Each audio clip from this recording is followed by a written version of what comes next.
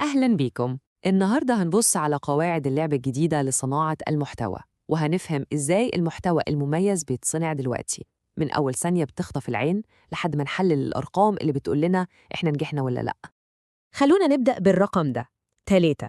ممكن يبان رقم عادي وبسيط، لكن في عالم المحتوى الرقمي اللي احنا فيه الرقم ده هو اللي بيحدد مصير كل حاجة بتتعمل تقريباً.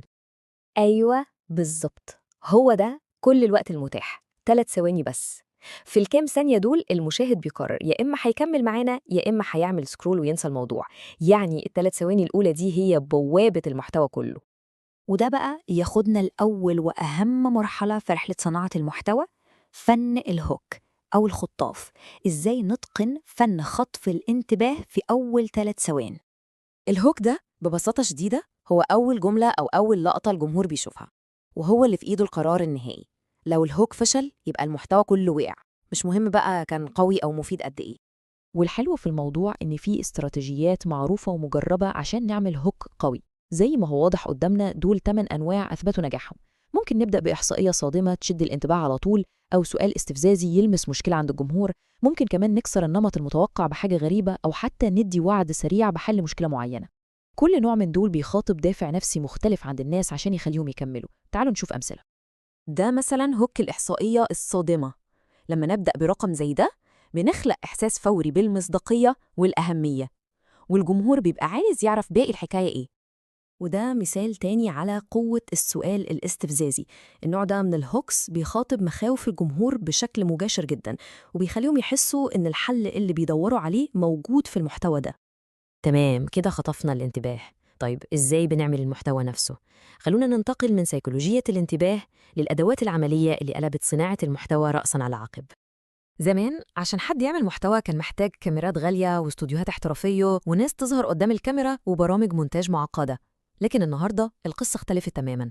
دلوقتي في أدوات بتعتمد على الذكاء الاصطناعي، وفي تعليق صوتي بيتعامل من مجرد نص مكتوب، وطرق لعمل فيديوهات من غير ما حد يظهر فيها أصلاً. فكرة الفيديوهات اللي بدون ظهور أو اللي بيسموها faceless videos دي مش مجرد موضة، لأ دي ثورة حقيقية. الفكرة دي فتحت الباب لأي حد عنده فكرة إنه يبقى صانع محتوى من غير ما يقلق من الظهور قدام الكاميرا أو من تكاليف المعدات الباهظة. ودي أشهر 5 طرق نقدر نعمل بيها فيديوهات عالية الجودة من غير ما نظهر. في مثلا الوايت بورد انيميشن اللي بتبسط الأفكار المعقدة، وفي لقطات البي رول، ودي لقطات إضافية بتستخدم عشان نحكي القصة بالصورة وتخلي الفيديو أحلى. وطبعا تسجيل الشاشة، وده مثالي جدا للشروحات وتحويل العروض التقديمية لفيديوهات. كل دي حلول عملية وفي متناول الجميع. طب إيه اللي بيخلي كل ده ممكن وبجودة عالية؟ السر كله في الجيل الجديد من أدوات الصوت اللي بتشتغل بالذكاء الاصطناعي. هي دي المحرك الأساسي اللي بيخلينا ننتج صوت احترافي للمحتوى اللي من غير ظهور. خلونا نشوف الإمكانيات دي شكلها إيه. نقدر نحول أي نص مكتوب لتعليق صوتي طبيعي جداً بأدوات زي ميرف AI أو سبيتشيفاي، ونقدر نوصل لوئات الأصوات بلغات ولهجات مختلفة عشان نختار الصوت اللي لايق على المحتوى بتاعنا. وفي كمان استنساخ الصوت، يعني ممكن نعمل نسخة ديجيتال من صوت معين ويبقى هو ده الصوت البراند بتاعنا على طول.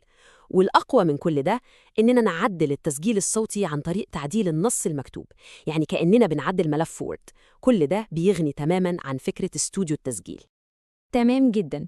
دلوقتي الجمهور اتشد للمحتوى، والمحتوى نفسه اتعمل بأحسن الأدوات. إيه الخطوة الجاية؟ لازم نوجه الجمهور يعمل إيه بعد كده؟ وهنا بيجي دور الكول تو أكشن أو الدعوة لاتخاذ إجراء. دي ببساطة شديدة طلب واضح ومباشر للجمهور عشان يعمل حاجة معينة، زي اشترك دلوقتي أو حمل الدليل. ده جزء لا يتجزأ من أي استراتيجية محتوى ناجحة. كده الصورة الكاملة لرحلة المشاهد بتبان. الرحلة دي بتبدأ بالهوك اللي بيخطف انتباهه، بعدين المحتوى اللي بيقدم له قيمة حقيقية، وفي الآخر لازم تيجي الدعوة لاتخاذ إجراء عشان نحوله من مجرد مشاهد لمتابع فعال أو يمكن حتى لعميل.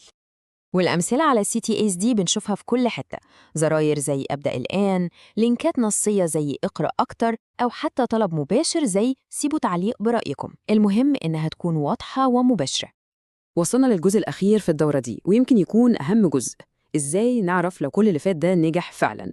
الإجابة كلها موجودة في تحليل البيانات. تحليلات السوشيال ميديا هي عملية تجميع وتحليل البيانات من المنصات المختلفة عشان نفهم أداء المحتوى ماشي إزاي وسلوك الجمهور عامل إيه. الموضوع أعمق بكتير من مجرد عد اللايكات والمتابعين. والمثال ده بيوضح مقياس مهم قوي اسمه share of voice أو حصة الصوت. المقياس ده بيورينا حجم ظهور البراند بتاعنا مقارنة بالمنافسين، يعني ببساطة مين واخد مساحة أكبر في كلام الناس أونلاين. وعشان ما نتوهش وسط كل الأرقام دي، ممكن نقسم كل المقاييس لثلاث فئات رئيسية. أولاً، مقاييس التسويق، ودي بتقيس الانتشار، يعني وصلنا لكام واحد. ثانياً، مقاييس التفاعل، ودي بتقيس هل المحتوى عجب الناس وخلاهم يتفاعلوا معاه بلايك أو كومنت. وأخيراً، مقاييس التحويل، ودي اللي بتربط كل ده بالنتائج الحقيقية زي عدد الكليكات أو المبيعات. ودي 3 مصطلحات أساسية لازم أي صانع محتوى يكون عارفها. ال CTR أو نسبة النقر للظهور، ودي بتقول لنا كام في المية من اللي شافوا اللينك داسوا عليه. ال CPC أو تكلفة النقرة، ودي مهمة في الإعلانات عشان نعرف بندفع كام على كل واحد مهتم. وأخيراً ال ROES، وده المقياس الأهم يمكن لأنه بيقيس العائد على الإنفاق الإعلاني، يعني كل جنيه اتصرف في الإعلانات رجع كام.